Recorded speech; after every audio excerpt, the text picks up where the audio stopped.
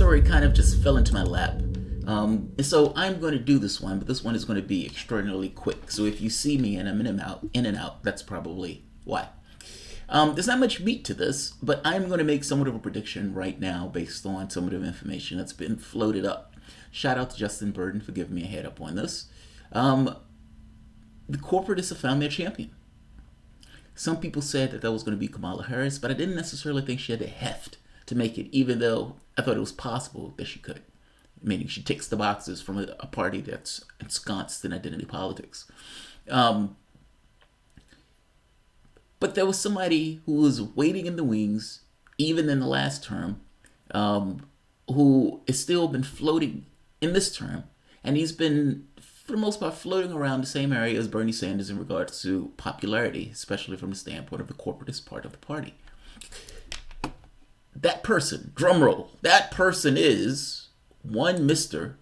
Touchy-Feely himself, Joe Biden. It seems that Joe Biden is inching closer and closer to a choice on whether to enter the race. I'd argue that that choice has already been made. But from the standpoint of what he's giving out to the public in regards to whether or not Mr. Touchy-Feely is going to run, inappropriate gaffe machine is getting closer to the choice. And I am making a prediction that he will make that choice. And this isn't from out of nowhere. So, right here. The National Journal reports that he was hiring in New Hampshire, meaning Joe Biden was hiring staff in New Hampshire. Nobody hires staff just for the sake of it. Huffington Post said he was hiring in North Carolina. Again, nobody just hires for the sake of it. If you're bringing people on, you're bringing people on for a reason. That reason, particularly in these states, primary states, South Carolina, New Hampshire. Here's another part. And this one came out today. This is Matt Visor of Washington Post, I believe. Joe Biden said after several family meetings, there's a consensus they want me to run. Run, Joe, run. He adds, the first hurdle for me was deciding whether or not I was comfortable taking the family through what will be a very, very, very difficult campaign. I don't want this to be a fool's errand, Joe said, of a presidential campaign. I want to make sure if we do this, and I'm very close to making a decision, that I am fully prepared to do it. Joe Biden says that he has changed since the last time, that a lot has changed since the last time he was on a ballot. Yeah. You essentially had a Democratic Party that was ensconced in the right, even though they called themselves the left-wing party.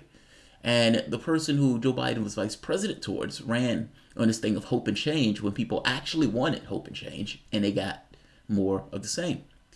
So if Joe Biden is running as a corporatist, then yeah, he would look at the field and he would be like, wow, the arguments that are being made and presented here are vastly different than the arguments that were being made back during 2008. Joe Biden would be absolutely right.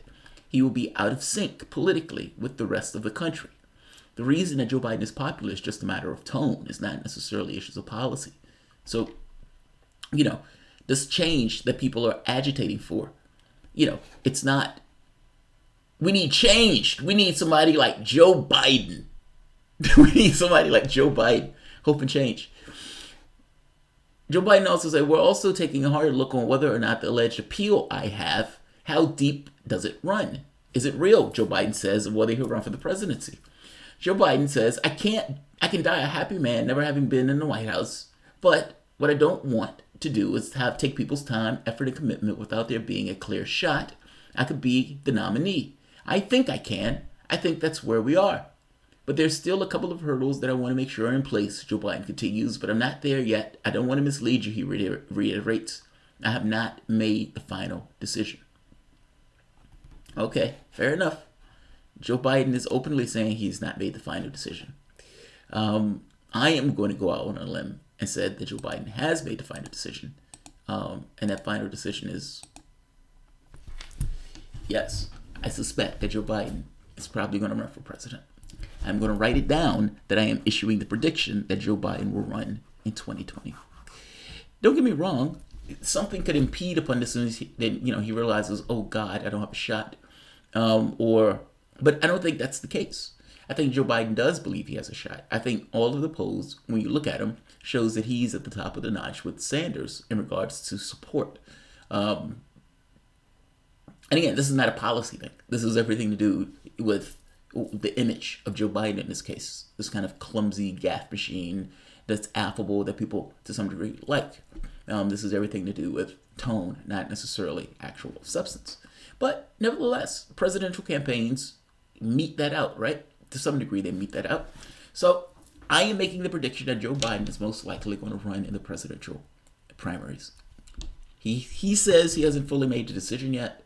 I'm going to go out on a limb and say he is. So I'll leave this here because this one wasn't intended to be long.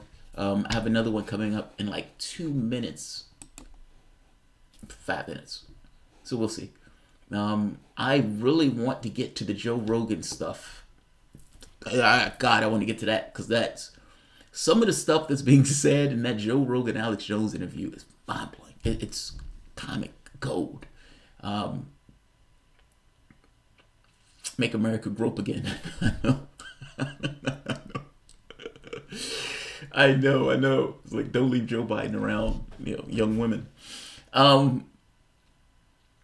But yeah, I'm not going to do much on the Joe Biden stuff until Joe Biden announces. Again, I could be completely wrong on this, so don't misunderstand me. This is not a flat fact thing. This hasn't happened in objective reality. I'm just looking at what has been taking place, the conversations with the family, the telling people aloud that he's considering running.